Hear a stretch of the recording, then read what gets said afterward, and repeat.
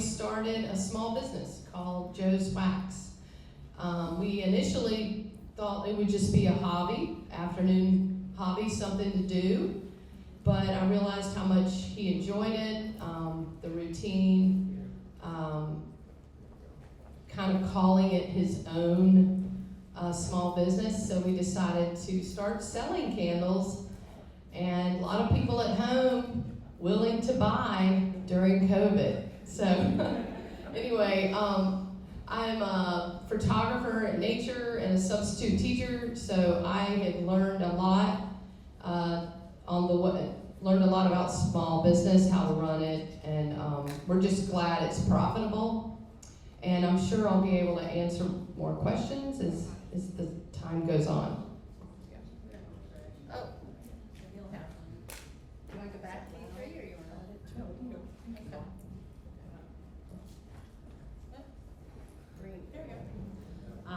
Hi, I'm Tami Watson. I am the chief cook and bottle washer, wear several hats, of Seawind Farm. We incorporated in 2018. The dreaming and planning has been a 20-year process. Our 24-year-old has autism and ID.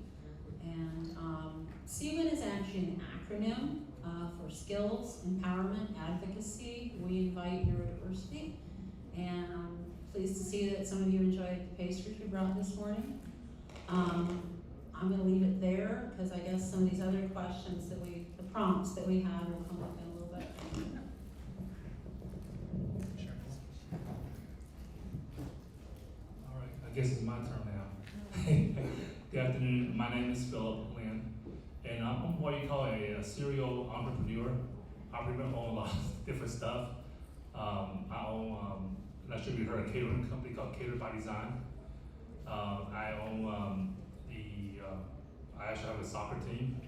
I actually just bought a baseball team last week. So, and you know, I kind of do a little bit of everything. Before that, I had a spa, I had a coffee shop, I had a staff agency, and so kind of a little bit of everything.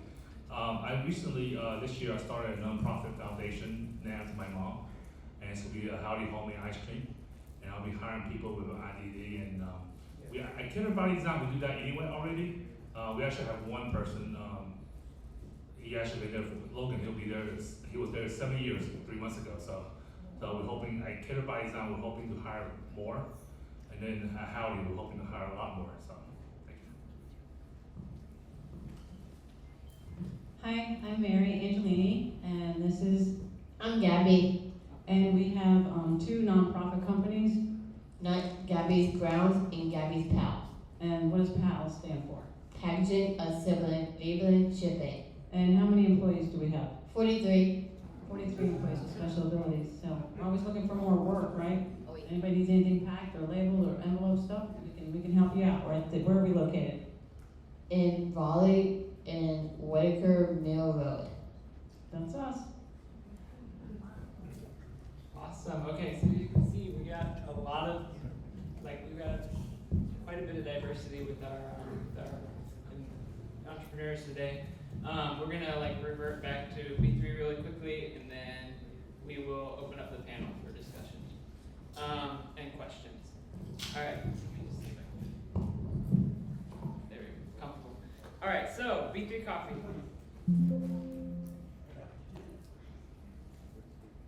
Is this the one with the video that's not playing?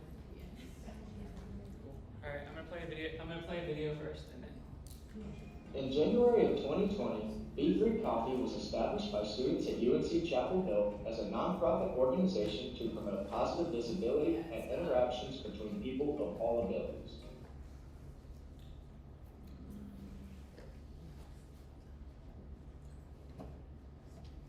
Can you make it a smaller window? Like what we did before?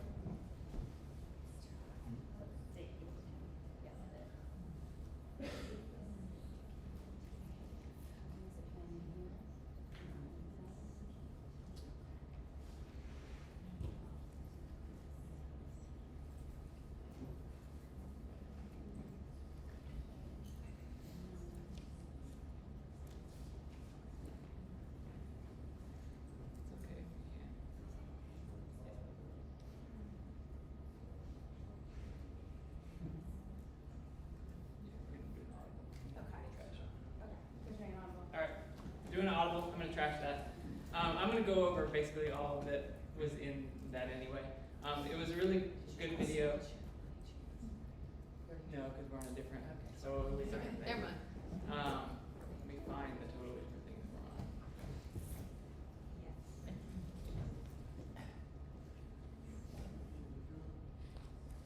All right. I'm going to use these slides because they're not showing up here. Just going to fix that while I continue. All right. So, what is B3 Coffee? B3 Coffee is a 501c3 locally, and we use coffee to bring people together and create meaningful social and work opportunities. One of the key components of B3 is that we have a no hierarchy model, which means essentially that we have disability represented at every level of organization. At our kiosk, we have interns, and whether they are a person with a disability or not, they're doing the same tasks. So that's a really important factor that I think that it's one of our core values, definitely, and I think it does set us apart from some other organizations. So the next slide, if you guys could see like what I'm seeing here, it's crazy.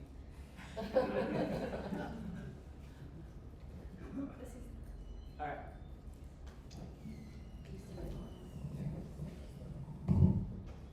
All right, so key B3's core values are being, belonging, and becoming.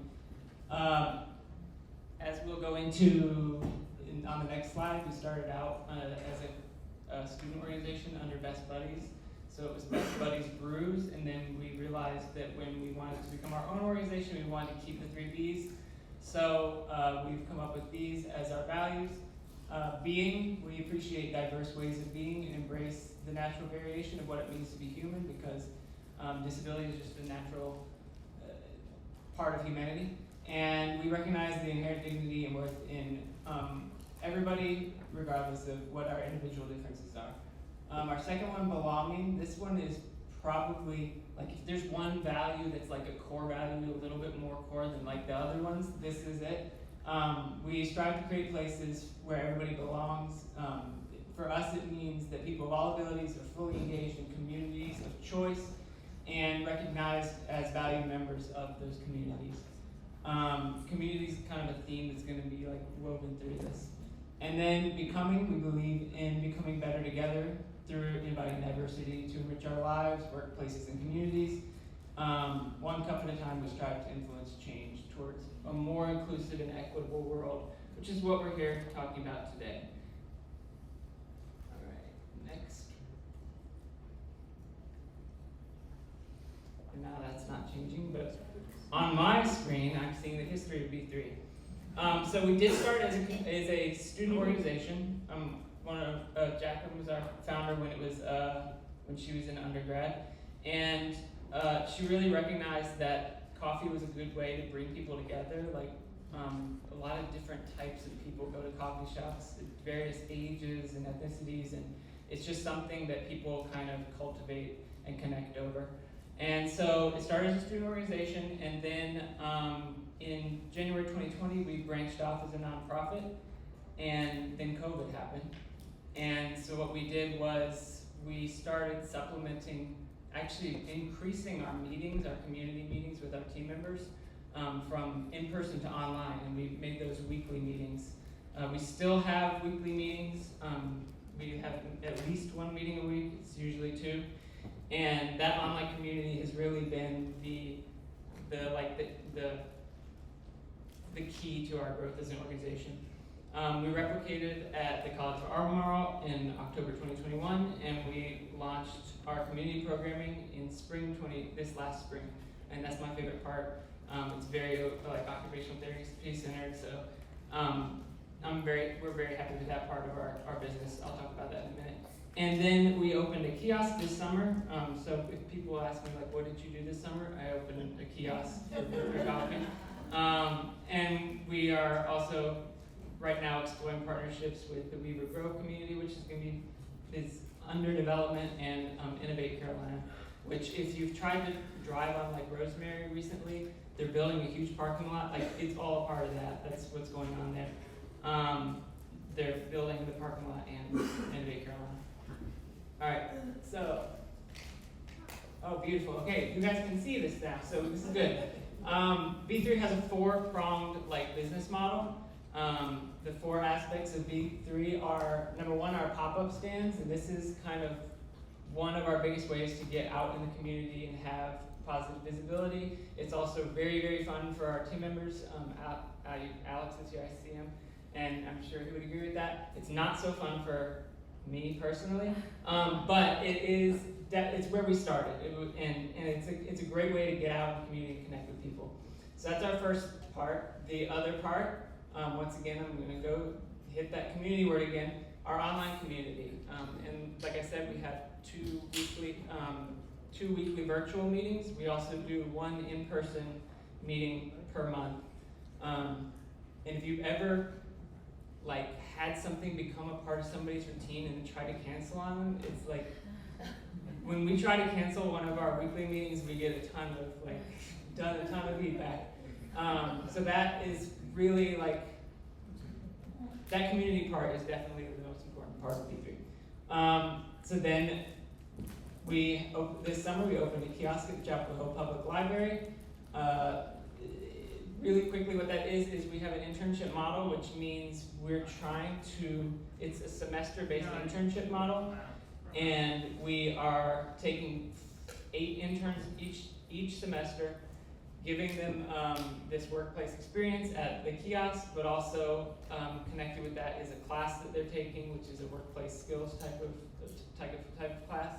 And the hope there is that we're maximizing our impact by having new groups come in consistently, getting that work experience and exposure, and then hopefully connecting to this coalition of inclusive employers that we've been talking about today on the back end. So the kiosk is what we were doing this summer. We also, as a part of that, have some advocacy and allyship training that we do for different groups around the state. And then the fourth prong is our community programming, which is my favorite part. And right now we have 2 classes, belonging in the workplace, that is connected directly with the internship experience. But you also do not need to be an intern to be in the class. So there's spots for non-interns and interns. And then the other one is Living Your Best Life, which is more of a community-based and adult life skills type of class. And that's where Jacqueline and I really get to use our OT lens to get dirty with our hands and learn stuff with the team members. So that's the 4 prongs, and that's the end of my slide apparently. I don't know if we are doing questions right now. Okay, cool, we're doing questions. So does anybody have any questions? I don't have a question, but I work with a participant that's a part of your program. And she said, oh, I got to go to B3 on Saturday. I got to go to B3. I said, well, what is B3? She said, oh, it's coffee. We do coffee. But, oh my God, you have an amazing program. She was so excited about your program and B3 and y'all do other things other than coffee in the community. But she was so excited about the program. And I want to thank you guys for creating that program. Well, the one thing that you learn really quickly with community building is you don't build it, you just kind of facilitate it and you kind of create these opportunities. So it's definitely not just us, it's definitely the community coming together and building itself, really. But thank you for that. Any other questions? All right, we are going to move on to the next part, which is I think a Q&A. Do you want to come up here?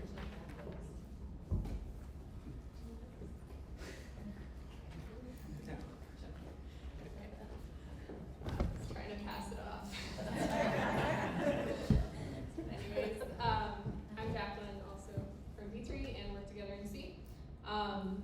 So we're going to move into some questions. Everyone's already introduced themselves.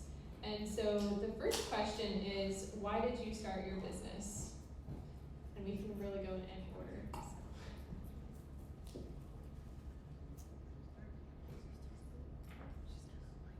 Why did you start your business, Gabi? Because I love coffee and it's my passion. Sam? What about, how about, were you able to find a job? No, What happened? they just did not give me a chance. They never let me do it. So like one time you applied to work at a smoothie bar and then they said no, but did they try you behind the smoothie bar? They never did. They just assumed? So we started our own company and employed your people and your friends, right? Sometimes you just gotta go out on your own and make it happen when you don't see those opportunities yet. So I kind of start all my entrepreneurship actually from my mom. It's actually the first time, because I'm actually an engineer. I have a master's in math and computer science. So, I was living a good life, have an office and steady pay, benefits, all that good stuff. And so my mom actually passed away about 10 years ago, and my dad didn't know what to do, and so he kind of not confused, lost. And when we first moved to the United States, we had a Chinese restaurant, and so the only thing he knew was restaurant. So I actually quit everything and did catering, which became Cater by Design. And from there, I kind of built my catering up, and then last year I wanted to do some nonprofit in honor of my mom. So I actually created a nonprofit foundation under her name, and now it became Howdy Homemade Ice Cream. So.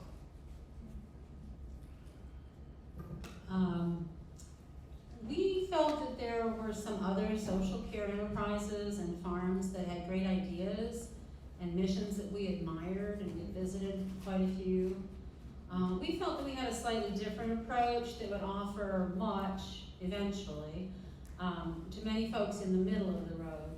We saw young folks like our son, who's 24, with definite challenges to achieving meaningful, engaged adult life, but yet strengths and interests that could be nurtured, encouraged, and supported. We knew we couldn't solve everyone's needs, but we felt that there were many, many out there who we could offer a place where they would feel understood, engaged, appreciated, and needed. And a farm can do that because there's so much, many things going on. I mean, even a severely disabled person can enjoy time outdoors. And some of you heard this anecdote, but it really resonates with me. When we lived in St. Louis, I had a friend with a severely affected son, and she said, he'll never have a job. And I said, well, Z, what would he do left to his own devices? What does he like to do? She said, he likes to play in the water. And I said, okay, so we give him a hose, we put him in the general vicinity of the flowers, and he has a good time in the flowers, maybe get some water. So this is like kind of an extreme example of job carving, but that's really what we do on the farm, is we find things that people are interested in, and find a way for them to feel appreciated for doing it.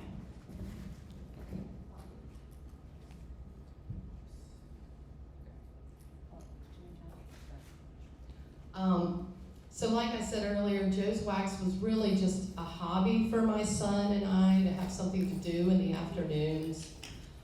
But as time went on, I realized he seemed to show a lot of pride in what he was doing, and he's a very precise person, wanted to do it well, and he hand writes labels every single candle. And I've had many parents tell me, wow, so thank you, occupational therapist, who helped him with that. But because he was proud of it, and friends and family were like, why don't you just sell these soy wax candles with clean scents? And I'm okay. And so we found a friend who does web design, and I thought, well, if we're gonna do this, let's go big. Because Etsy is saturated market. I'm like, no, we need to stand out. So my husband came up with the name Joe's Wax. Very good, Andrew. And we found a friend who does web design, and she actually had never done an e-commerce website before, but wanted to practice. And I'm like, well, yeah, that'd be great. She gave us a good rate, and that was that. And so joeswax.com, you know, we would sell them in person with our mask on, or people would order online, and then we also delivered free delivery locally. And during the pandemic, people loved that. We could just leave candles on people's doorsteps. And Joe, my son, loves Google Maps, loves to go places, as many people know. So, and it was successful. It's been successful. We're still doing it, and now we sell in one store. It's just a mother-son thing, but we're selling in this store, and they keep selling out. So we're just going to keep doing it as long as we're not losing money. Yeah, so overall, it sounds like you all started with an unmet need and that was not being offered by the community, and then really worked with the strengths and interests of the individual to find. Right, and he was very visual, likes routine, and I ordered a kit that had visual steps, and Joe was able to follow those steps. He doesn't want to make soap, too messy, I guess. I've tried to expand. But It's better. yeah. So he chooses the scents. If there's a scent he can't stand, and he tells us, ugh, So we're not going to sell that one. Right? And I will always endorse a visual task analysis. Yes, thank you. Three if you want an example. Anyways, so the next question is, what's one thing you wish you had known before you got started? How little we knew about farming. But seriously, what idiot starts farming in their 60s? But seriously, if we had known how much we were taking on, we might not have done it. So that's sort of a backhanded blessing, really. We did have a farming partner initially, but that person was not in alignment with our social care mission and stewardship of the land and things. So we parted company, and we're still looking for appropriate next partners, because we have lots of space there, and if anybody wants to come live in the country, beautiful pocket of Orange County, 5 minutes from the highway, our eventual model will be an intentional community. So if any of this resonates with you, read up on intentional communities. And thereby, being community members, will have natural supports. People working together on things, not, one reason I really love Greg and Jacqueline's leadership of this is we don't do client and caregiver. If a direct support professional comes with someone, they better be willing to pick up the weed whacker too, not just point to it for their person with a disability. That's a high value for us.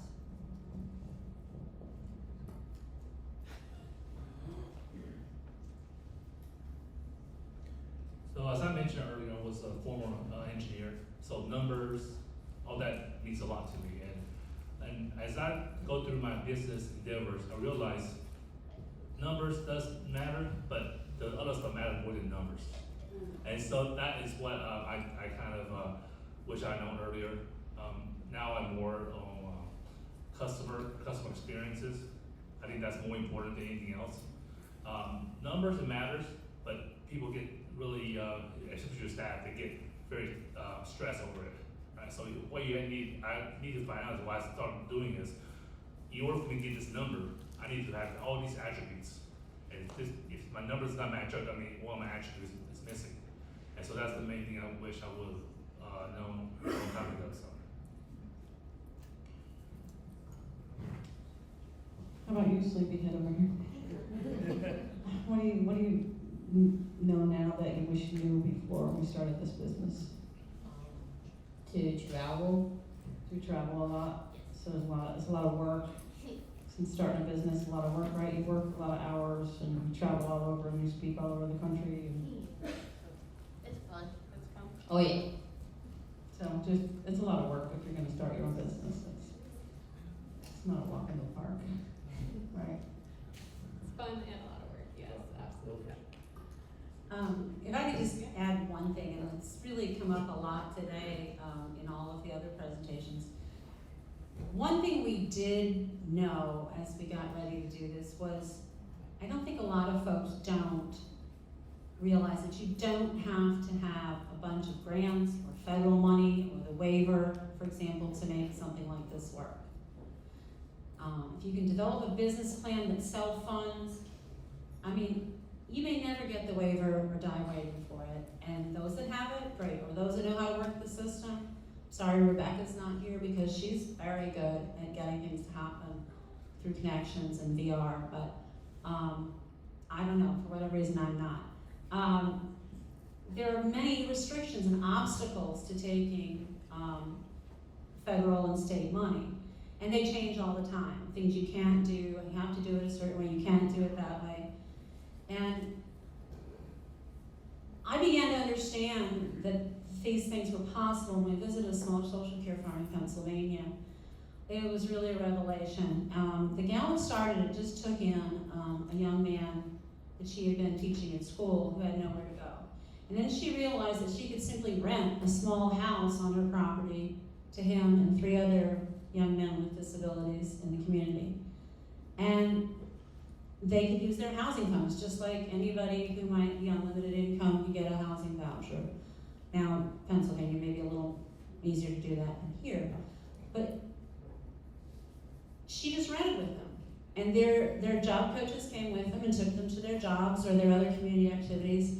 And she worked with them over a period of years to learn how to harmoniously live together, become a community, and to take care of the property. And it's, you don't have to have a group home to have a supported living. It's natural supports. It's people who, it's a beautiful miracle. So I would encourage you to think outside the box and not assume that because you don't have the ability to write a grant that, or to get the waiver, that you can't do something.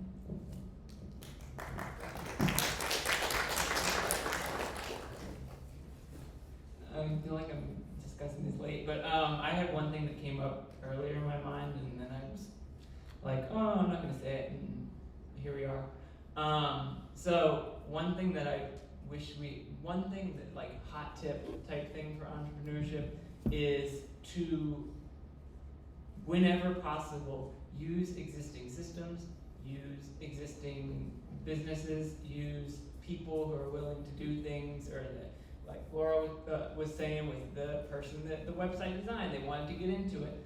Great, like with B3, we've used the media school to do like our marketing, or we've used the law school, like we use things that are already built in to facilitate your very steep learning curve as you're building something. So you're not in it alone. You just gotta create those relationships. I'll just share a few more specific resources. The Launch Startup Accelerator program, I highly recommend. Also, the free law clinic. They helped us so much. Like, I knew nothing about how to start a nonprofit. It's free at UNC. Students are getting hands-on experience. UNC's business school. I mean, we're in a university area, and people are constantly looking for projects to assign their students to. And so we have totally maybe taken advantage of university resources, and hey, I pay tuition to that school. So. Anyways, the next question is, well, many people in the audience are likely thinking at this point, where do I even start? And I just kind of went into this a little bit, but would love to hear from you all on what resources were most helpful at the beginning of your startup process.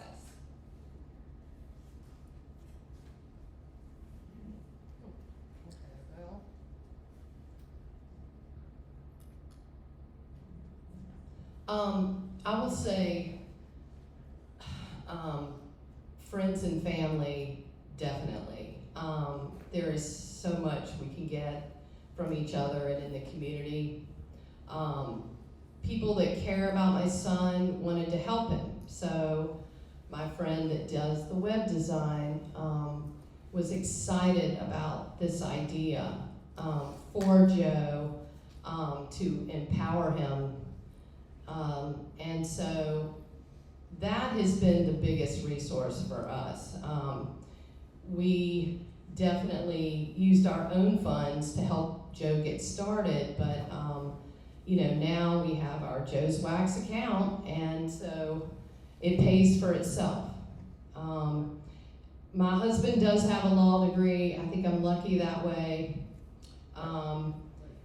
So I could ask him questions because I certainly don't want to get in trouble, pay the taxes, etc. So we're lucky, and again, that's family. I'm trying to think, and of course, EV has been a huge support. They let us sell Joe's Wax candles here, even though they make their own candles. But there's definitely a huge market for candles. The community itself, huge benefit. Social media, I guess you could say that's a good resource. Having Joe talk about his candles on Facebook, former teachers were excited about him doing this, and so they're like, well, look at Joe, he's grown up, and he's making a product and selling it, let's support him. So social media is amazing, I think, for our young adults.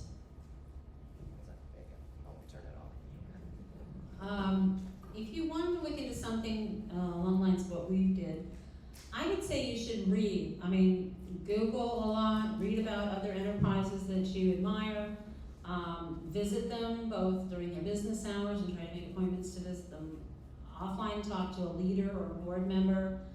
When you find ones that resonate with you, see if they'll let you volunteer. Take your loved ones with IDD with you to that setting so that you can see their reaction, see if it interests them.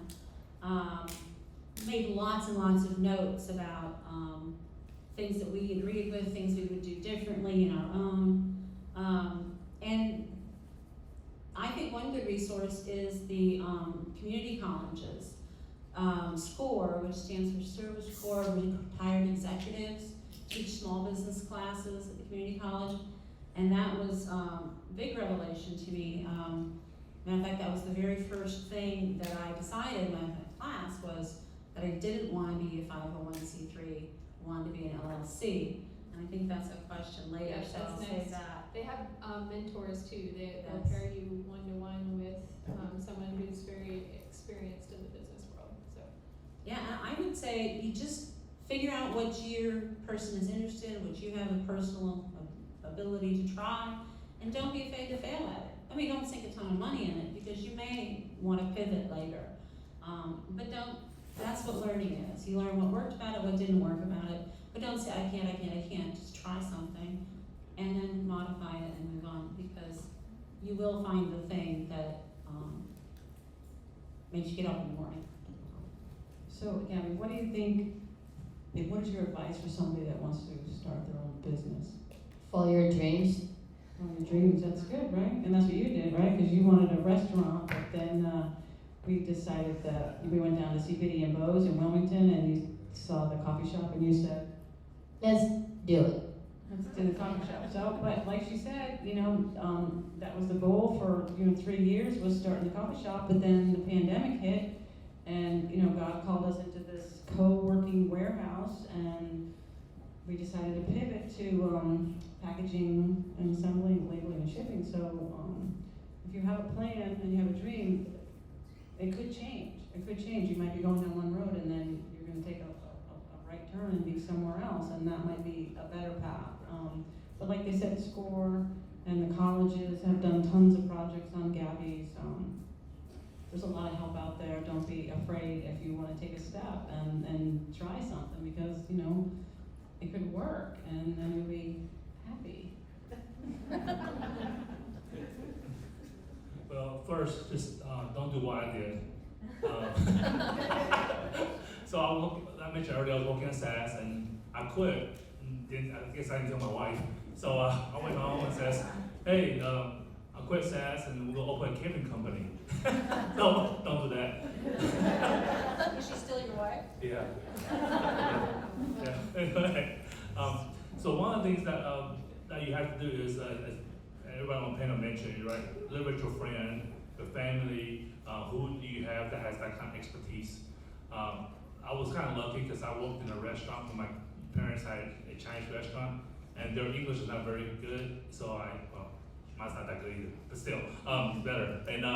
And so I was able to get a lot of experience from working in a restaurant for that. As I pivot from for-profit to nonprofit, I realized that with nonprofit, everybody's willing to help you. Everybody I go to is different from for-profit. For-profit, I go there, they'll tell me information, but sometimes they do hide stuff. But a nonprofit, they don't hide anything, they just help you. So I just kind of go through one to another, and it pretty much taught me everything I need to know. So use that.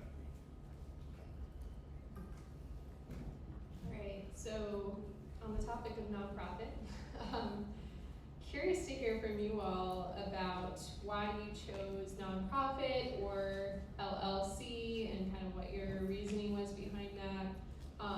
And then just in general, what the differences are and how you decided which one would be a better fit.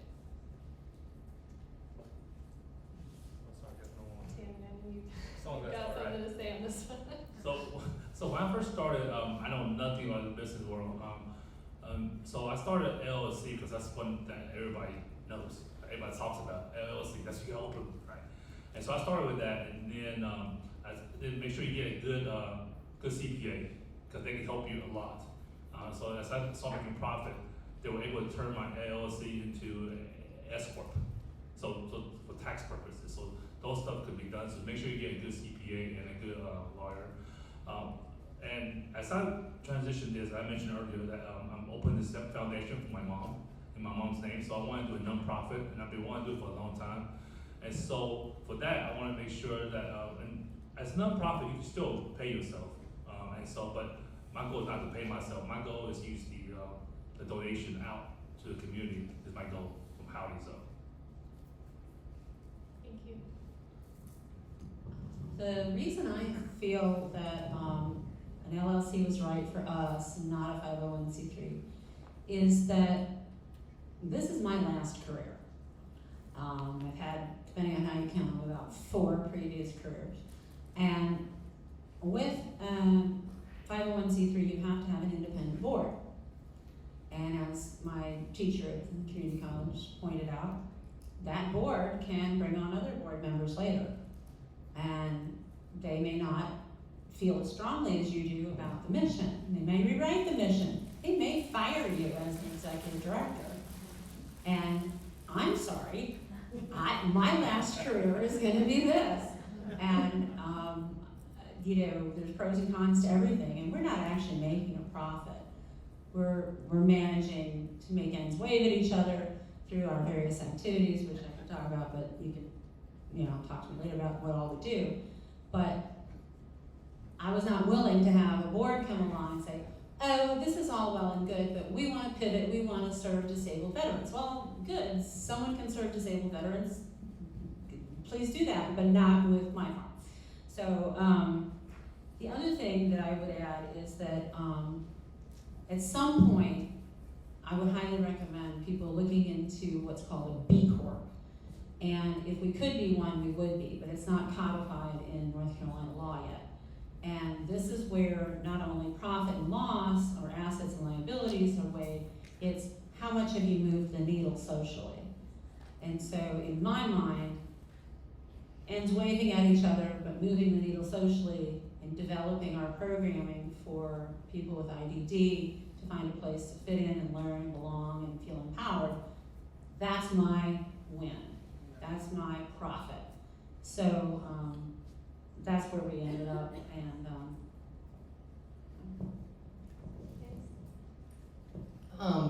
well, Joe's Wax is very, very small.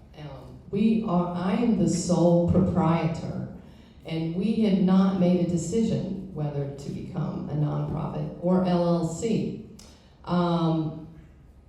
Because my husband's an attorney, he says, Joe's Wax is not a high risk, so we do not need to be an LLC for now. So we'll see. So we shall see what happens next. That was super informative. Thank you all. And we're a 501c3. I was worried about the board as well, but I figured I'm gonna choose the board, so I chose well. And, you know, I'm not gonna live forever, so it's gonna go to someone else anyway, and like you said, people will donate to a nonprofit, so I figured the more money we get, the more people we can employ, so that was our thinking on that one. Alright, so the last question is, what have been some key challenges in your entrepreneurship journey, and how did you overcome them? It's a big question.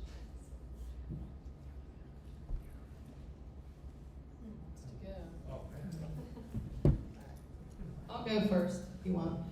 Key challenges. I would say just there's some small details that I wish I had known before.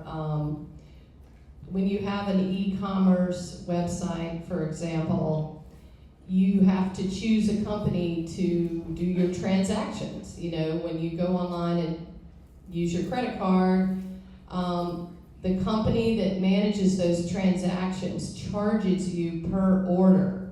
So if somebody just orders 4 candles and, you know, they're taking, the company doing the transactions online is taking like $2 to $3 per order. Well, I had no idea. I don't know why I wasn't thinking about that. I just knew I needed them.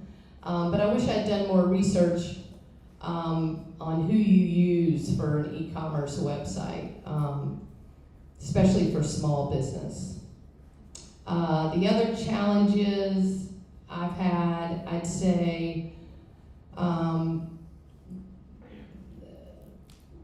trying to figure out, you know, how much to order during the holidays, you know, because our busiest time is fall and the holiday season, and you know, during COVID it was really pretty tough.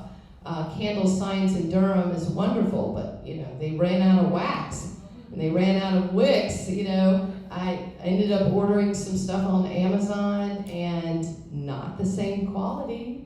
Also, because you want your customers end up loving your candles, you want them to repeat, and come back and buy more. And I used like a lower quality wick, and a couple friends said, well, that didn't burn as well. And I thought, oh my gosh, we don't want to let people down. So making sure your inventory is ahead of the game. Things, you know, details like that. Getting my son more interested in packaging and helping with distribution and packaging has been a little bit tough. He's good at filling the orders, but doesn't really care about packaging. I don't know how many other details you want to know, but those are just some examples. We've got a packaging solution for you. The only challenge, I mean, there's been a lot of challenges in the past 5 years, but the challenge right now is that we don't have enough work. We have 43 employees and we get 1 to 3 people a day begging us for a job. So we just need more work. We need more, we'll do anything, pack, label, we pull rubber, what do we do with the rubber? We pour the plastic and roll it in a ball. So we do that for Bridgestone tire, but you know, it smells, but they don't care. They want to work on rubber. So they'll work on anything. So if you have any businesses out there that want to send us work, that's our biggest challenge. So my biggest challenge has been staffing. Not only staffing in general, but people. I'm an engineer. I'm a nerd. I don't deal with people. I don't like to. Back in my days, they put me in the office just do my work. As you go create your own business, you have to deal with people. Either your customers, your employees. And as you scale up, you realize there are a lot of different personalities. Because as you do your job, I'm gonna get this done, get it done. So you have to find a way to motivate your employees. You have to find a way to keep them. And so and also with different personalities, there are clashes among them. So you have to find a way to kind of mitigate them as well. And also the next thing is the inventory. As someone mentioned earlier, it's hard to find inventory these days with food. I went through, how many supplies do I have now? I think I have 6 supplies at this point. It's whoever has what at this point. We ran out of plastic plates, forks, so start using other stuff, and you know, customers knows, and they complain. They're like, you know, this is not what we had before. I'm like, I'm sorry. Not sure what to do. So, and also the food, right? The quality of food. Sometimes we do process with the best quality of food, but unfortunately, those may not be available, so you have to do a lot of substitute. So our challenge is plan ahead. Plan probably, we try to plan about 3 months ahead at this point, just to get us in the right direction. So. I think marketing has been the biggest challenge for us to, a lot of other things, you know, that my other careers kind of prepared me for, but you have to be willing to try things, to look at what other people are selling and at what price, do a little analysis. And I feel like you need to be willing to stick with something long enough for folks to hear about you. So we sell a lot at farmers markets and through our network of, you know, this community here. And if you're an introvert, you need an ally to work with you, because I feel like when I talk to people and share my passion for the mission, the story is very powerful. Not that I'm powerful, but it comes through how much I care about this and why we're doing what we're doing. And I may not always have the best flowers at the market. There's some stiff competition, or the fanciest cookies. But if my price is comparable to someone else and I have a compelling mission to share, then I can engage with the customer and connect with them, and they're going to give me the business instead a lot of times. So almost everyone has someone they love with a disability in their circle, in their community, or in their family.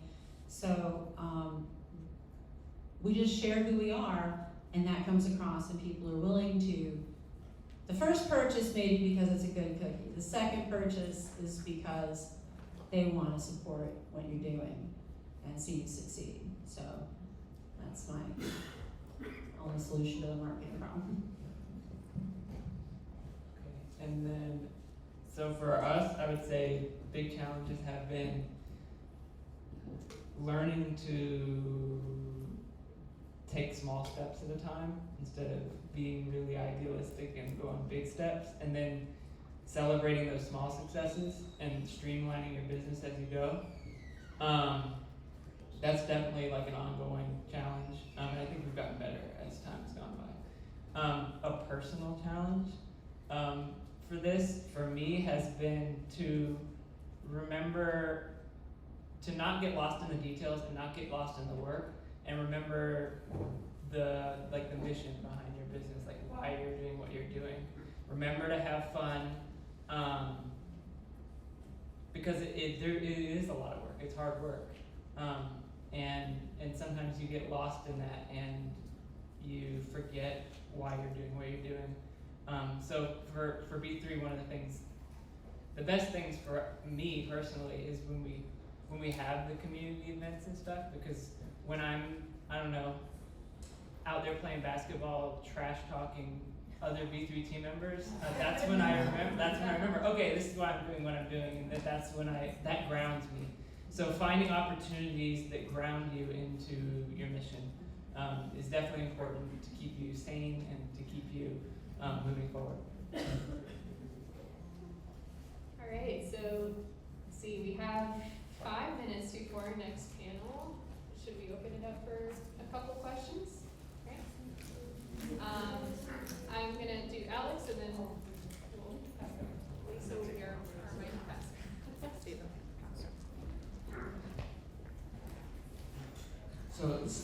So my question is how did you promote your business so people can join your team? Wow. Well, if anyone has seen the B3 social media, you'll see that our promoter is right there. Ambassador Alex. He regularly shares updates and announcements with the team. We send out like a weekly email that he basically just summarizes through his blogging. So highly recommend following the B3 need an ambassador. I think every organization should have ambassadors, people who are really passionate about it and want to serve as a voice in the community for what you're doing. And using social media, and if you don't know how to use social media, like me, finding people that like to do social media so that they can do social media for you is huge for small business.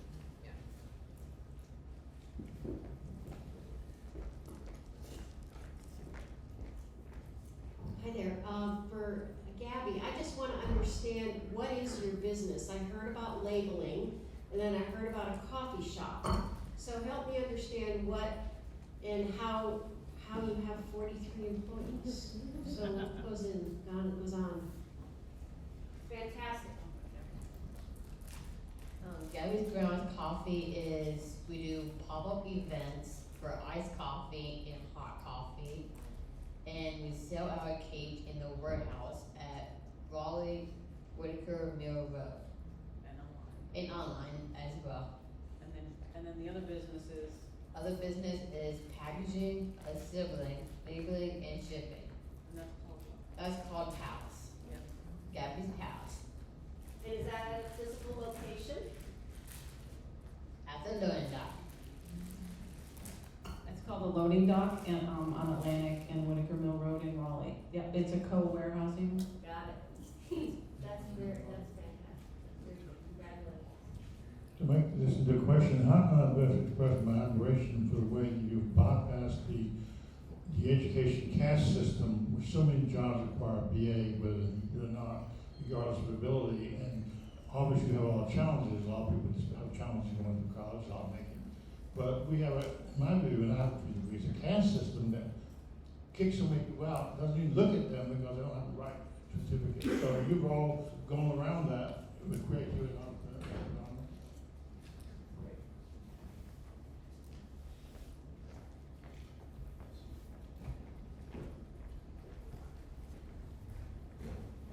Just a super quick comment. A former entrepreneur here, thinking, in this space, I'm like, oh my God, you're my people again. I'm in that space. So we're talking about the needs for web designers, for graphic designers, for accountants, all the people who do the other things that maybe we as the entrepreneurs aren't the best at. So, idea, Jacqueline, right? If we want to keep these kinds of events going, perhaps there's an opportunity for some of those folks to show up at these events and be making those connections in that way, or maybe there's an opportunity for a separate event for those folks who are in the community to come together and offer their services. Just thinking out loud here, but opportunities. I definitely love the idea of like a startup incubator for social enterprises such as these, and Lisa and I have definitely talked about it. Lisa and I have talked about the concept of a social enterprise startup incubator. I don't know if you want to elaborate, but I love that idea. What we've started doing is these inclusive markets to really bring people together. And at these markets, they exchange ideas and resources, but we'd like to provide something a little bit more structured. So. I think the only other thing I'd say is that I've also started reaching out to places like UNC Business School, Keenan Flagler, and other organizations that actually train business people so that they are thinking about it. I think all businesses right now are talking about diversity, equity, and inclusion, and we all should be making it clear to people that we are part of diversity, equity, inclusion. We are the inclusion. So I encourage all of you to use that language too, going forward. The one other program I'd like to mention, just because I feel like we have an unfair advantage and I kind of feel like I'm giving away a secret. The Human Development and Family Studies program at UNC is just incredible. They will provide your organization with an intern who works essentially for free, but it's part of their education. They're getting this hands-on experience in preparation for becoming a social worker or an occupational therapist. And, that's really valuable for them. And obviously it's really valuable for your organization to have a fresh perspective of a student and someone who can really do a lot of the admin and groundwork. So, Jacqueline, can you name that resource again? yeah, the Human Development and Family Studies program, it's under the School of Education at UNC.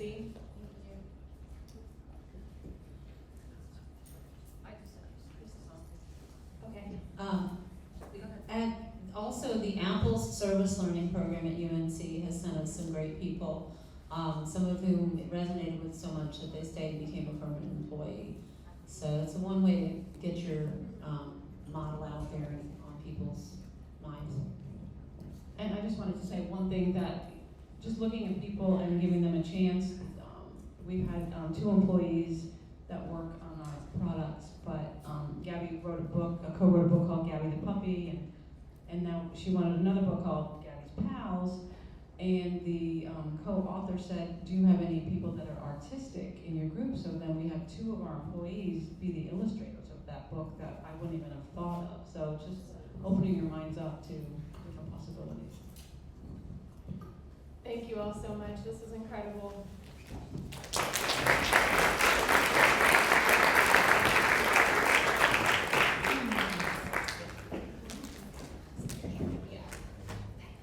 And now, last but not least, we have our self-advocate panel. So you all are welcome to come on up on this panel.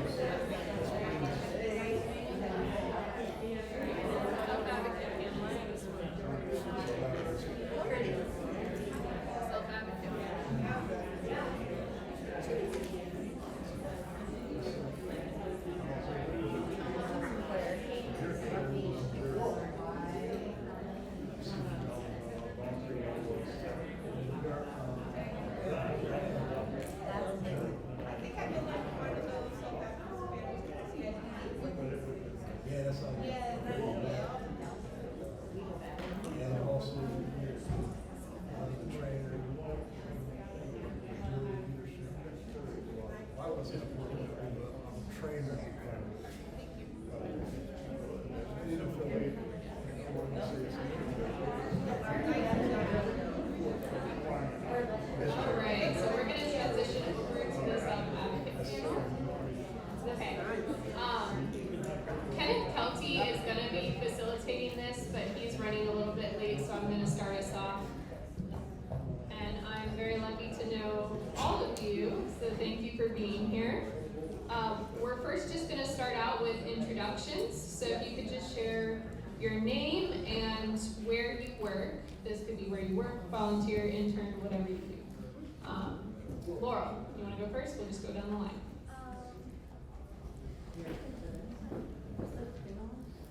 It should be on. Test.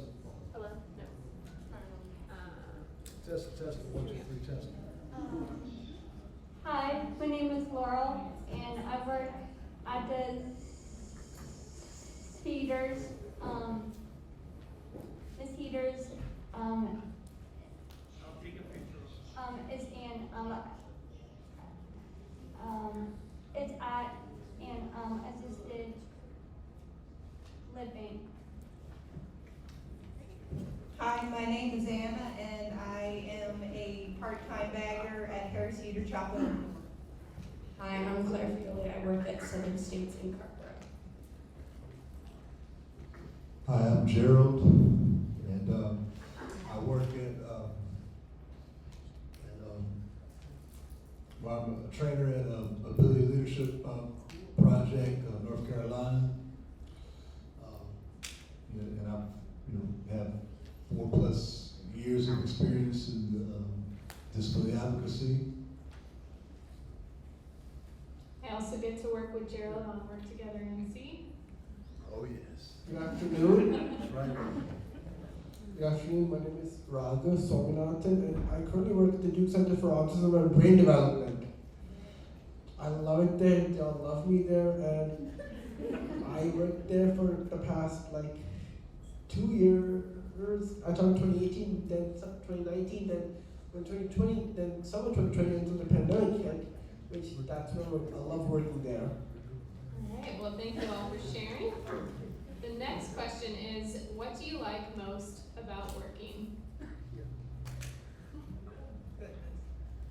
What I like most about working is sometimes I'll get to run self-checkout, and also I have really great managers that I work with, so. What I like most about working is that at work, I used to work with kids, but now I'm working with elderly people, and elderly people are very nice. Hold on, I got a follow-up question for you, Anna. So you say you're working self-checkout now. I know you weren't always working self-checkout. So you kind of advanced in your role, right? Yes. How did that all happen?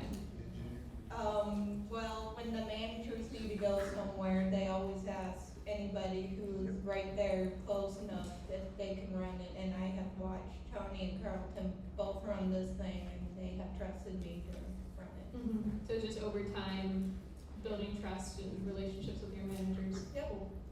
Right. There. So I mostly work outside, so I love working with plants and being with my employees. They're all very nice. What I like most about working is just, building, relationships with people, connecting, with people, of course, and interacting, just helping people.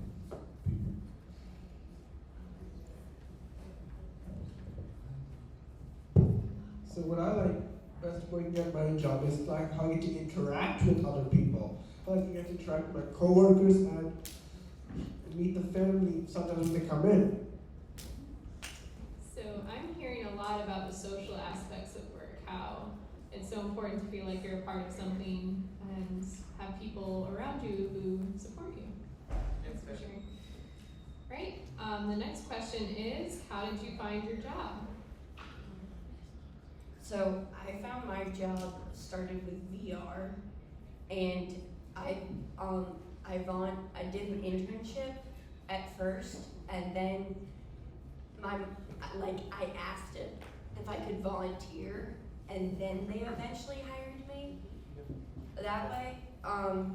And it was a good experience because I also had job coaches with me from OE Enterprise, so they supported me through helping me and saying showing me what I could do in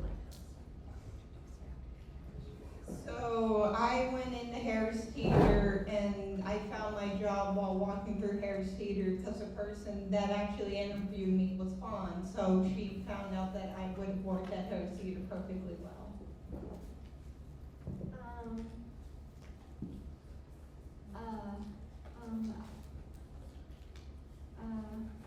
I found my job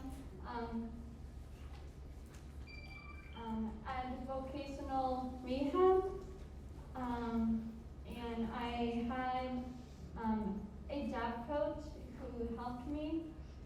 And now at work I don't have a job coach, and now I'm working on my own. And Kenneth has arrived. So welcome, Kenneth. Here we go, buddy. Kenneth's really impressive, but honestly, your intro spiel I cannot beat. So just go for it. Share the podcast, what you do. Yes, good afternoon, everyone. As is off work, as I am the motivation, I am a part-time administrative assistant at the Arc of the Triangle that you can see over in the back. And next month will be my 8-year mark with the agency. And I started right after I graduated from the UP program at Western Carolina University.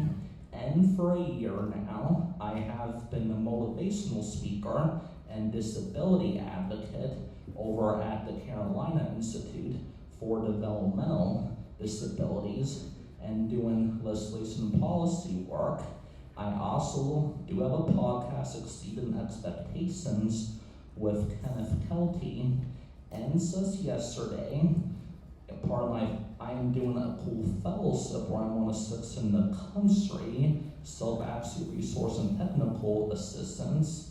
Since yesterday, my podcast, The Waiting Room, that will cover stories around registry of unmet needs, just launched, and you can follow my page, and you can follow on YouTube, The Waiting Room. It's by Kenneth Kelty, and it is on the North Carolina Developmental Disabilities Council Facebook page. All right, thank you so much for being here.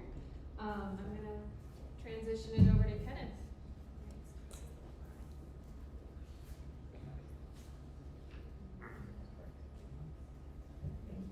Now I will ask the panelists, what was most helpful for you in terms of preparing for your current job or work?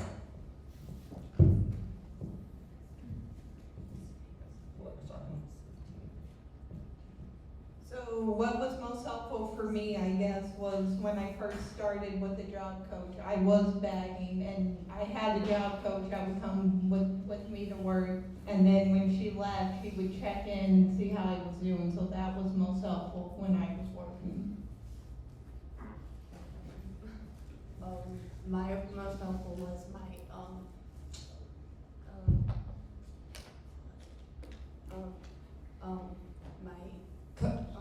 my boss actually was my mentor, Stacia Payne. She was very helpful and she was very nice. And then I also went to Alamance to do the horticulture program, and that was also very helpful, and just learning from all my coworkers. All right, well, what was most helpful for me in terms of preparing for my job? Well, I would say, of course, job coaching, obviously, job development, that's definitely helped me to prepare for jobs. And of course, just networking and finding mentors. Connect with Gerald on LinkedIn. Got a pretty good profile. That's true. What's helpful for me? What was helpful for me was I have a job coach who helps me with my work and make sure to assess me that I'm doing a good job at my work, and I have a system laid out at my job who kind of guides me as to what I need to do.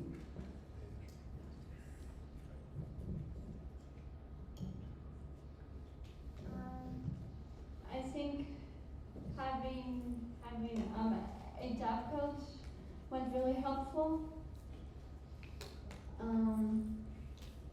For me, when I started working,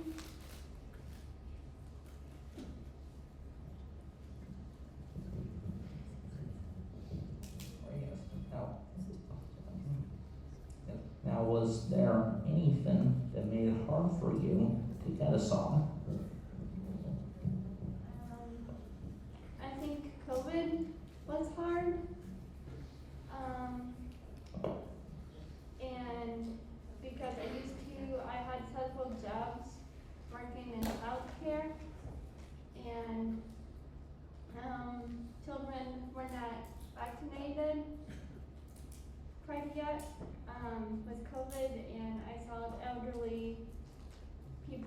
were the most vaccinated people who I can work with. I also agree COVID was hard for me as well, because the first time that I worked with COVID, we were spraying down the carts and everybody was claiming their groceries. And then we would also literally have to count people in Harris Theater all the time. So we would stand there and count them in and wear a radio. So that for me was the most hard because we would always have to ask them if they were wearing a mask.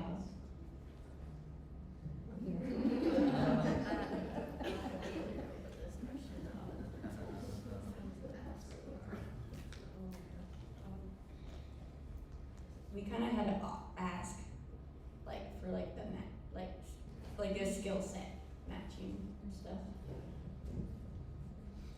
Okay. Okay, was there anything that made it hard for you to get a job? I would say, honestly, just the interviews, and not feeling, confident, but yeah, definitely the interviewing process, can be really tedious and nerve-wracking at times. And here's a hot tip. Verbal interviews in the way that they're traditionally done is not always the best way to capture what someone could bring to your workplace. Try something a little more hands-on. Yeah. Rob, go ahead. Was it hard for you to find a job, Rob? So at first, it was kind of like hard for me to find a job at first because we had to go to the interviewing process and look and finally go to some people that were hard for me to get a job, like college, and so that's why I went to a special program. It was hard for me to get a job through the interviewing process and went to some people. That was really hard for me at first, the interviews process.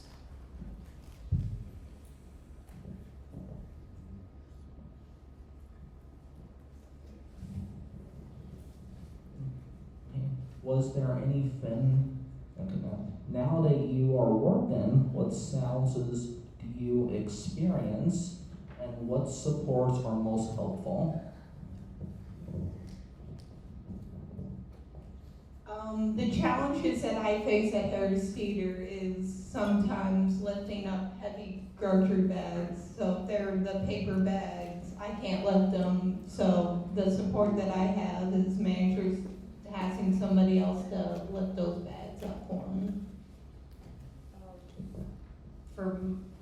What's challenging for me is that some customers ask me really hard questions that I really don't know, and I have to go to ask my coworker, or they're not really patient with me sometimes because they have to do other certain things. Now that, okay, what challenges do I experience and what supports are most helpful? Well, communication can be a challenge at times, but I think, what has helped me, or what I found most helpful is just open communication, I guess, or clear, communication. And also, routine and structure and predictability, of course, is something that's necessary, for me to work. Just being able to know, what my schedule is and what the agenda is. So what is challenging? So what is challenging for me at my job is I have trouble with organization, trouble staying organized. So I have a system that if I need help, I ask one of my team members and they help me out with it. So I have a system. So I have folders laid out on the table and I know which one goes which after they show me where each one goes, and after that I know what to do. Love a good structured work system. go talk to Mike from Supported Employment at Teach if you want to learn more about those.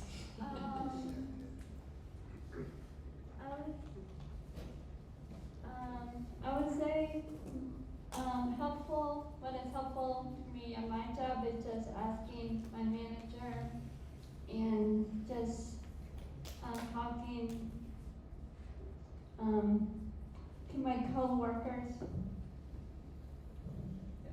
All right, thank you for your responses. Now, our last question will be: what is one piece of work-related advice you would give to someone with IED or any kind of disability?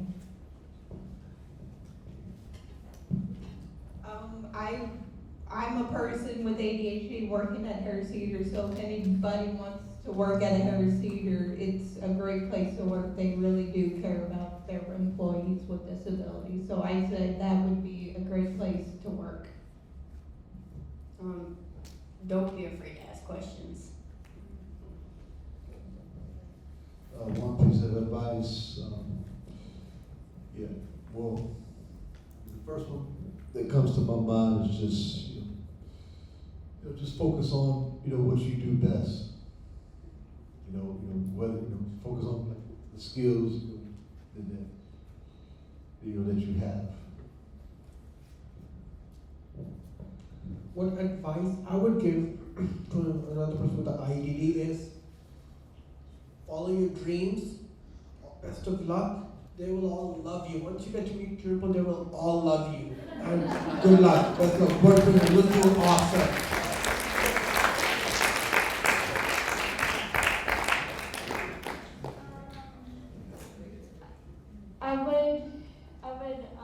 Explore your interests and find a job that includes all those interests if you can.